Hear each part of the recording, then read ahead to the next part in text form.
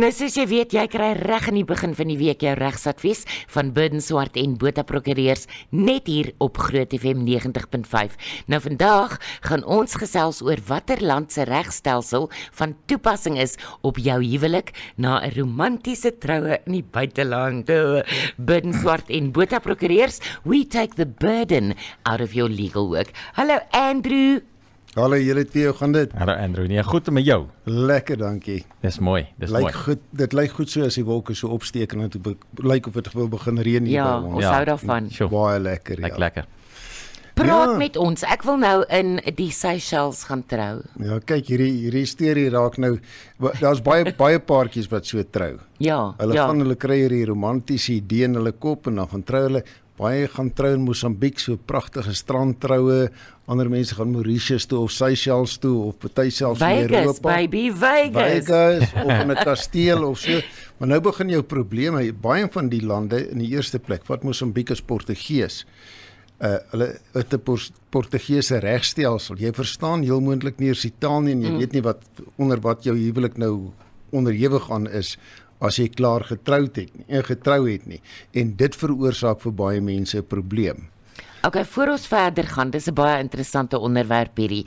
Verduidelik eers asseblief vir ons watter vereistes moet ek voldoen aan om wettig getroud te wees? Ja, Riva, vir 'n wettige regsgeldige huwelik om tot stand te kom, is daar die volgende vereistes waaraan voldoen moet word. En dis ook nogal interessant. Eerstens moet albei die partye handelingsbevoeg wees, bo 18 jaar wees en die bedoeling hê om te trou.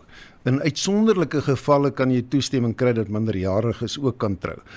Albei moet regtens bevoeg wees om te trou, met ander woorde nie geestens ongesteld wees byvoorbeeld nie, en hulle moet ook die gevolge van die huwelik verstaan. Ja. Hulle moet in staat wees om te trou. Daar moet geen verbod wees as jy kan nie met jou sussie trou of as jy nog getroud is. Of jy reeds getroud is. Nee, jy kan dan nie, dus jy moet in staat wees om te trou.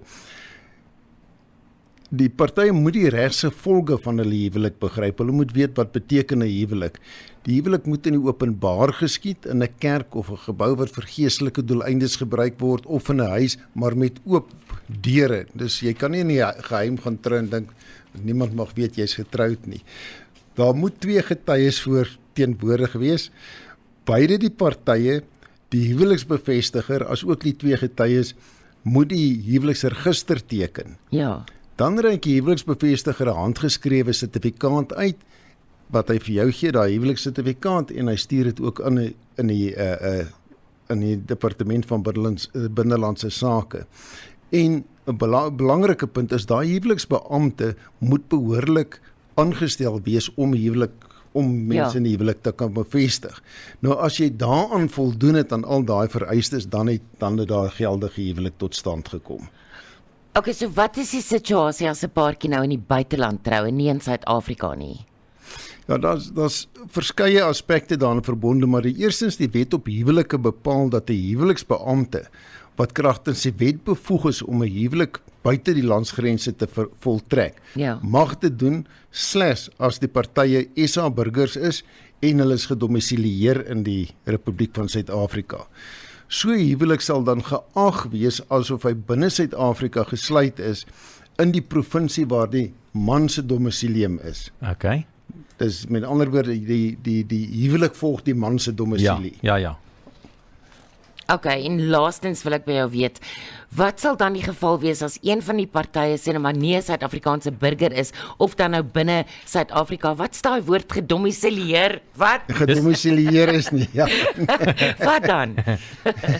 Hey, Riva, die vraag oor watter regstelsel van toepassing is op jou huwelik, dit kom eintlik eers ter sprake by dood of by egskeiding of wanneer daar een of ander twis of iets kom oor die bates wat die partye het, byvoorbeeld as een van die partye skuld aangegaan het ensovoorts en die partye wil op die bates beslag lê. Nou, indien die partye sonder huweliksvoorwaarde 'n kontrak trou in Suid-Afrika volgens Suid-Afrikaanse reg, dan is hulle binne gemeenskap van goedere getroud en die 'n gewone binne gemeenskap van huwelik goederebedeling is van toepassing en dis 'n gemeenskaplike boedel en die bates behoort dan albei aan die gemeenskaplike boedel en dit word gelykop verdeel by dood of egskeiding. Ja. Skuldeiser kan ook op die hele boedel beslag. Ja. Daar's geen beskerming daar nie. Nou wat jou vraag aanbetref, volgens ons gemeenereg word die huweliksgoederebedeling bepaal deur die land van waar die man gedomisileer was tydens die huwelik. Nou ja, 'n persoon bo 18 jaar kan ook 'n domisilie van keuse hê. Ja. Met ander woorde, as hy wettiglik teenwoordig is op 'n plek of in 'n land en hy die bedoeling om hom permanent of vir 'n onbepaalde tyd daar te vestig, nie vir 6 maande gaan bly op 'n plek nie, onbepaald daar te vestig, dan kan hy daardie gee as sy domicilium van keuse. Nou dit kom in kort kom dit daarop neer dat die domicilium van die man meerendeels die huweliksgoederebedeling sal bepaal wat van toepassing is. Met ander woorde, as hy in Suid-Afrika gedomisileer is, dan sal die Suid-Afrikaanse regstelsel oor die huwelik geld. Ja. Met ander woorde, domisilie sal meestal afhang van die bedoeling van 'n party en ook sy optrede om daardie bedoeling weerspieël. Met ander woorde, ja, nie, hy sê hy wil permanent bly of hy wil hom in 'n land vestig, maar hy vestig homself inderdaad nie daar. Ja. Nou, as jy trou terwyl jy op vakansie is, en daar daai Las Vegas ding. troue, dan sal jy's 'n kort tyd in Las Vegas, dan sal jy jou land van oorsprong gewoonlik jou domicilium bepaal. Ja. En dan sal dit nou, as jy van Suid-Afrika is, natuurlik Suid-Afrikaanse domicilium wees. As jy permanent na die buiteland verhuis, dan verander jou domicilium. Ja. En onthou net, dan gaan daardie land se regstelsel op jou huwelik van toepassing wees as jy nie 'n geregistreerde huweliksvoorwaarde kontrak het nie. Nou as jy probleme wil verhoed wat jou regstelsel wat op jou huwelik van toepassing is, dan gaan jy eerder 'n huweliksvoorwaarde kontrak aan. Want hy word op 'n spesifieke plek geregistreer. En die plek van voltrekking en registrasie sal oor die algemeen die regstelsel bepaal wat op hom van toepassing is. Ja. Nou, as jy dan nou beplan om in die buiteland te trou, dan sal ek sê, gaan sien 'n prokureur, stel jou huweliksvoorwaarde kontrak op. Nou, as jy dit nou nie wil doen nie, kom ons veronderstel jy wil nie huweliksvoorwaarde kontrak hê en jy wil nie buitegemeenskap van goedere trou nie, dan weet ek van partypaartjies wat in Suid-Afrika trou, ten einde heeltemal die probleem van, is dit 'n geldige huwelik of nie? Onthou, kom ons vat Mosambiek.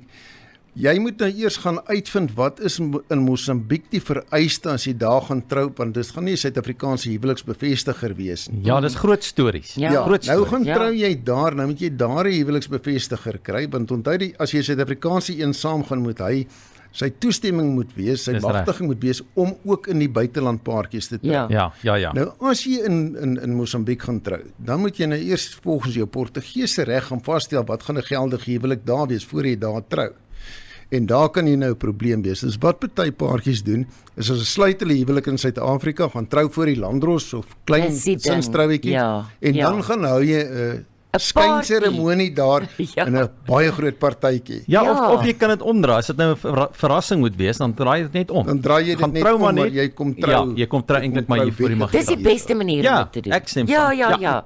Ag, ek sê vir jou so baie dankie, Andrew. Jy het altyd raad en daad en bystand. Dankie dat jy so great is, man. En ons sien jou volgende week, né? Ja, dankie Reva. Andrew, net jou kontakdetails gou vir ons. My kontakdetails, kantoornommer is 012-346-3554 en dan my e-posadres is andrew@aburden.co.za. Ja, so maklik soos dit, of gaan besoek hulle webwerf aburden.co.za. Dankie Andrew, gesels volgende week weer. Baie dankie julle.